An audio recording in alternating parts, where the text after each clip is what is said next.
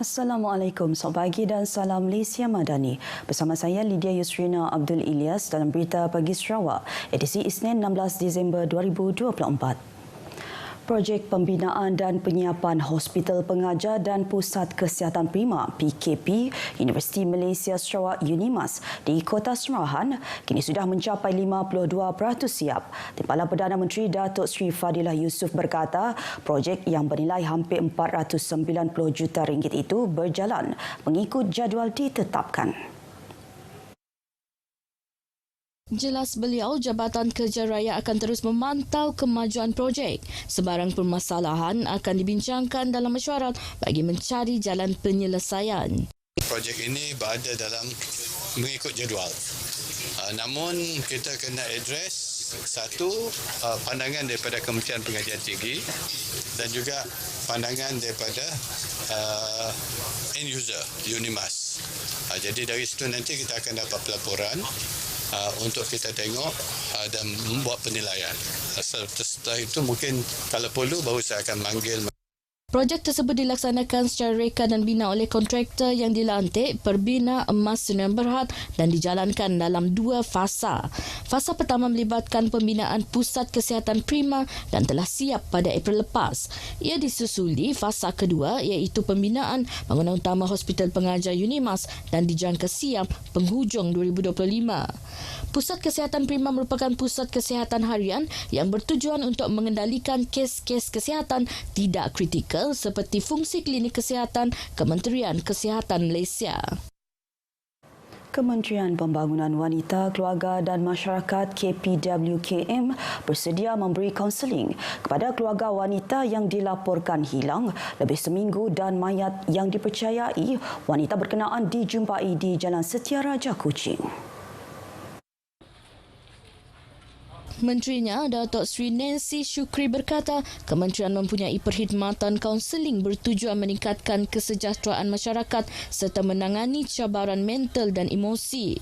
Kementerian juga sentiasa berusaha memastikan rakyat mempunyai akses kepada sokongan profesional terutamanya dalam menghadapi isu kehidupan. Kita tunggu nanti because setakat ini mangsa masih dalam keadaan yang baru saja nak mengetahui juga apa yang sebenarnya berlaku. Jadi kita biarkan ada cooling period untuk mereka dulu. Kalau diperlukan kita akan bersiap sedia dengan kaunselor kita. Beliau menyifatkan kejadian tersebut sangat menyedihkan kerana semakin banyak kes seumpama itu dilaporkan berlaku. Datuk Seri Nancy turut menyampaikan sumbangan khairat di bawah Parlimen Santubong dan bantuan pemberian ihsan Yayasan Kebajikan Negeri kepada keluarga mangsa. Semalam, Polis Kuching mengesahkan penemuan mayat yang hampir reput Sabtu lepas di kawasan Jalan Setiaraja. Proses mengenal pasti identiti mayat dan bedah siasat masih dijalankan. Sesudah itu, polis turut menahan seorang lelaki tempatan berumur 23 tahun disyaki terlibat kes tersebut. Suspek kini ditahan reman sehingga 22 Disember bagi membantu siasatan. Sarawak akan mencadangkan kepada Kementerian Pendidikan untuk pembinaan segera sebuah blok asrama bagi menampung keperluan murid di Sekolah Kebangsaan Long Atip di Baram. Timbalan Menteri Pendidikan, Inovasi dan Pembangunan Bakat Datuk Dr. Anwar Rabai berkata murid di sekolah tersebut kini menggunakan rumah tumpangan yang disedia dan diuruskan Jawatankuasa Kemajuan dan Keselamatan Kampung JKKK Long Atip. JKKK Long Atip pula terpaksa menanggung kos sehingga RM5,000 sebulan untuk menampung keperluan makan dan minum murid termasuk kos penyelenggaraan rumah tumpangan. Saya tengok macam mana yang sesuai. Mungkin sebelum bulan puasa, kita puasa 1 Mac, saya akan mengadakan SPDC ke SK Long Atip. Beliau berkata demikian pada Majlis Jalinan Kasih Kutipan Derma Pengurusan Murid Kampung Long Atip di Miri. Datuk Dr. Anwar turut mengumumkan geran kerajaan sebanyak RM10,000 kepada JKKK Long Atip. RM5,000 turut disumbangkan oleh seorang individu dari Sibu. SK Long Atip mempunyai 28 orang murid dan dikategorikan sebagai sekolah kurang murid. Sebanyak 20 projek pembangunan telah dikenalpasti untuk dilaksana di bawah projek transformasi luar bandar RTP di Dewan Undangan Negeri Batu Danau tahun depan. Adun Batu Danau Datuk Paulus Palu Kumbang berkata, pelaksanaan projek itu menunjukkan usaha berterusan Kerajaan Sarawak membangun kawasan luar bandar dan pedalaman. Sudah ada senarainya. Kita akan teruskan projek seperti jalan semen, pembinaan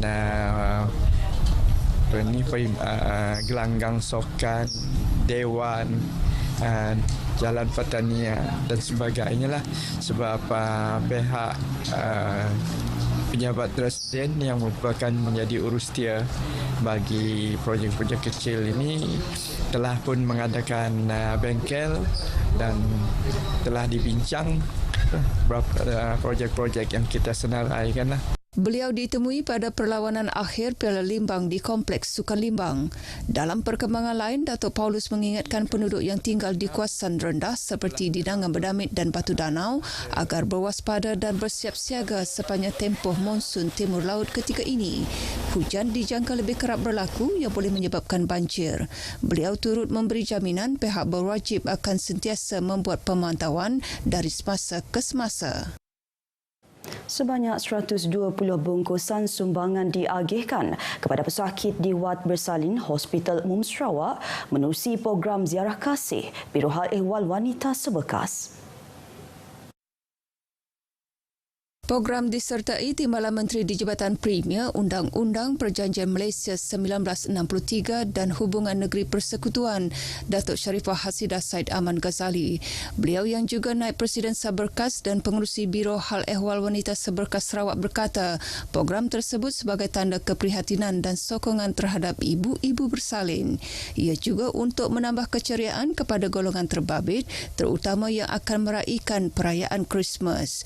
Program itu juga selari misi Seberkas untuk mensejahterakan masyarakat melalui penganjuran pelbagai aktiviti. Ikan paus yang ditemui mati di Batang Lupa di Sri Aman 3 minggu lalu telah dikenalpasti sebagai paus C atau nama saintifiknya Balinoptera borealis. Pengurus Besar Sarawak Fishery Corporation SFC, Abang Arabi Abang Aimran berkata ia disahkan melalui ujian DNA yang dijalankan Seksyen Forensik dan Sumber Genetik Bahagian Penyelidikan dan Pemeliharaan Biodiversity SFC dengan merujuk kepada National Centre for Biotechnology Information.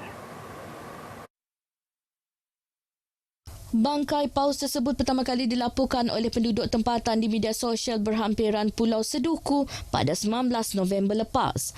4 hari kemudian, pasukan SFC menemui bangkai paus yang sudah reput tersangkut di batang besi berhampiran tapak pembinaan Jabatan Trisor. Penemuan tersebut merupakan rekod pertama yang telah disahkan tentang kehadiran paus C di perairan Sarawak. Spesies paus lain yang pernah didokumentasikan di Sarawak termasuk paus Brutus, paus sperm, paus fin, paus minki dan paus humpback. Penemuan paus C tersebut menjadikan jumlah keseluruhan spesies mamalia marin yang direkodkan di pesisir dan perairan Laut Sarawak kepada 25 spesies.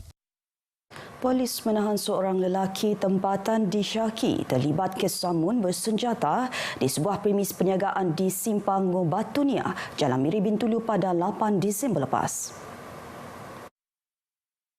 Ketua Polis Daerah Miri SCP Alexa Nagacabu dalam kenyataan media berkata suspek berusia 31 tahun itu ditahan di Betong. Suspek kini ditahan reman 7 hari bagi membantu siasatan mengikut Seksyen 392 Kanun Keseksaan. Pada kejadian tersebut, seorang juru wang wanita yang sedang menjaga kaunter telah didatangi suspek yang bersenjatakan parang. Suspek kemudian melarikan diri selepas merompak sejumlah RM1,000 daripada wanita berkenaan. Berita pagi Sarawak berakhir di sini. Dari Sungai ke Sagara, Palestin pasti merdeka. Ikuti Stadium RTM selepas ini untuk perkembangan sukan tanah air dan antarabangsa.